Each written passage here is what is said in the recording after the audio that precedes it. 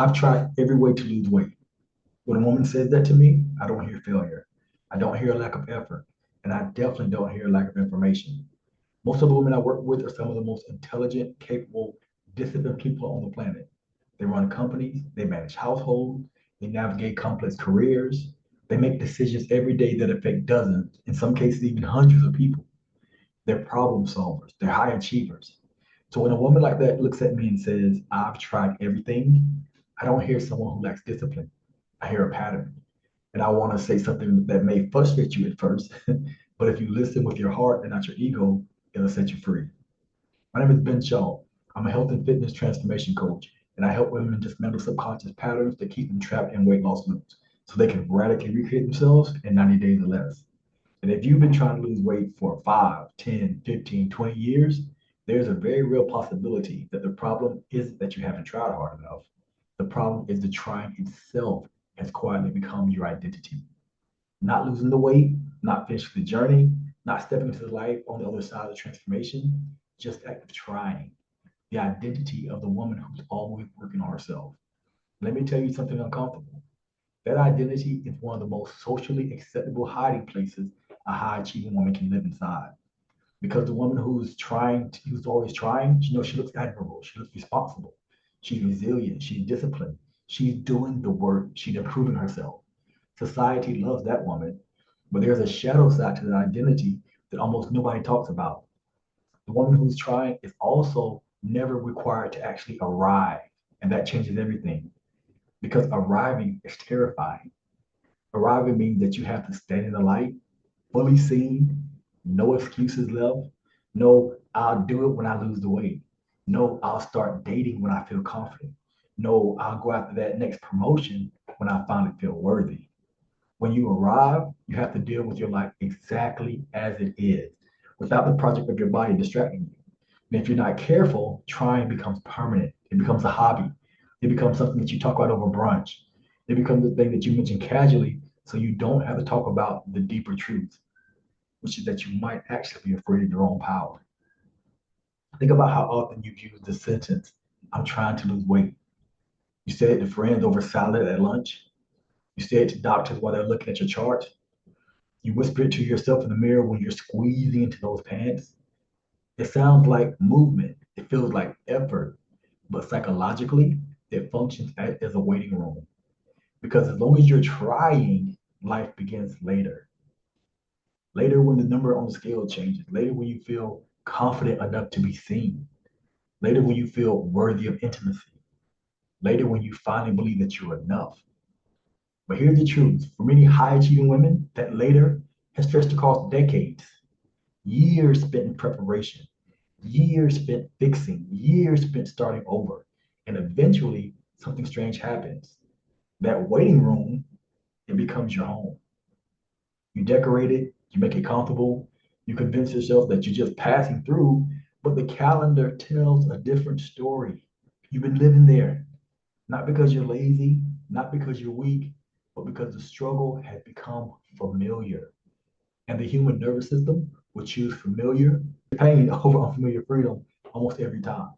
When I look at someone's weight history, there's always a pattern. It begins with a moment of intense determination. Maybe it's a photo that you don't recognize yourself. Maybe it's a doctor's appointment. Maybe it's a comment from someone that stings. Or maybe just one of those Monday morning when you wake up and you're like, you know what? Enough is enough. This time it's going to be different. And suddenly something shifts. You get focused. You buy a planner, you download the new program, you clear out the pantry, you start tracking, you bring that powerful, high achieving brain online and you say, all right, let's solve this. And for a while, it works. The weight drops, your energy improves, your mind feels clearer, people start noticing. They're like, wow, what are you doing? You look amazing. And for a moment, you think, finally, I figured this out. But that moment is exactly when the trouble starts. Because as the weight begins to leave, something else begins to leave with it: safety. Most people think weight loss is a food problem or a discipline problem. But when you look deeper, you realize it's a nervous system problem. Because the body isn't just responding to calories, it's responding to perceived safety. Your nervous system has one primary job: keep you alive. But here's the twist. To your nervous system, survival does not mean thriving. It doesn't mean being confident. It does not mean being lean and beautiful. Survival means staying in what is comfortable and familiar. And if you spend 5, 10, 20, 30 years living in a certain identity, your body has adapted to that identity. So when that identity starts to change, your nervous system notices, not intellectually, but biologically and subconsciously. And as the weight drops, something subtle begins to happen. You start feeling restless. You start feeling exhausted. You start feeling emotionally off. The structure that once felt empowering begins to feel restrictive. Suddenly, you're standing in the kitchen at night, not hungry, but eating nonetheless, subconsciously trying to feel grounded again. And then when the weight returns, most women say the same thing. I lost motivation. I need more discipline. I just didn't try hard enough. That diet was a little bit too tough for me. But if discipline were the issue, you wouldn't be successful in every other area of your life. You don't lack discipline. You're actually too disciplined at protecting yourself.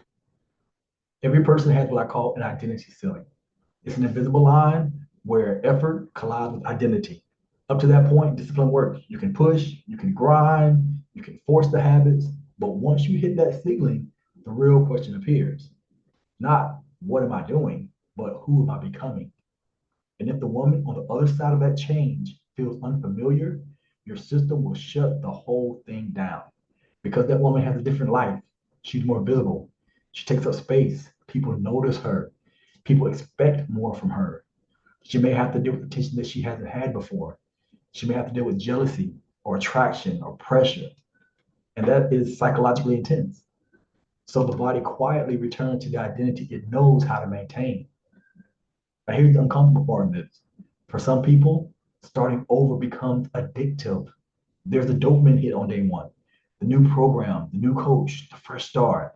It feels hopeful. It feels powerful. But beginnings are safe. Beginnings are full of possibility. Completion is different.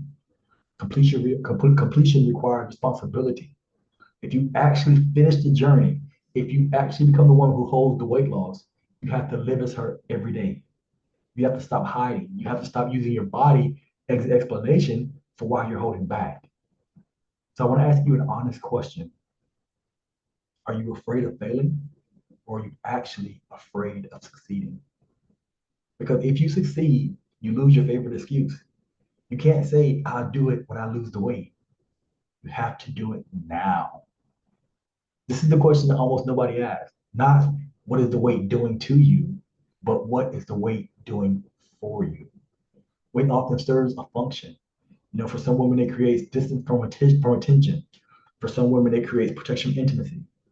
For some women, it becomes, a boundary, a buffer, an armor. And if the body believes that that armor is necessary, it will fight to keep it. Not because your body hates you, but because it thinks it's protecting you. So how do we break that pattern? Not more force. You've been using force your entire life. Force got you success. Force got you discipline. Force got you through, hard things. But force would not create safety. And without safety, the nervous system will keep pulling you back. The real shift begins when you stop trying to dominate the body and start teaching the body that it's safe to change, safe to be invisible, safe to be powerful, safe to live without the armor. That requires an identity shift. The woman who holds weight loss is not constantly trying. She simply lives different. She nourishes herself. She sets boundaries. She takes up space. She doesn't wait for later. She lives unapologetically now. And the paradox is this: you don't become her after the weight is gone. You become her first, and then the weight leaves. So if you've ever said, I've tried everything, I believe you. You've tried every external tool, the diets, the plans, the programs. But the real work was never about the tools. The real work was about the identity living underneath the pattern. Because once the pattern becomes visible, you're no longer trapped inside of it.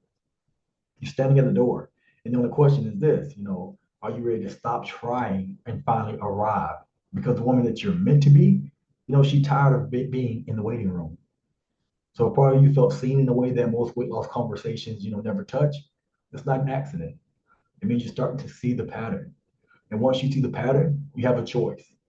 You can go back to doing what you've always done, another diet, another reset, another round of trying, or you can finally address the thing that's been running the show the entire time.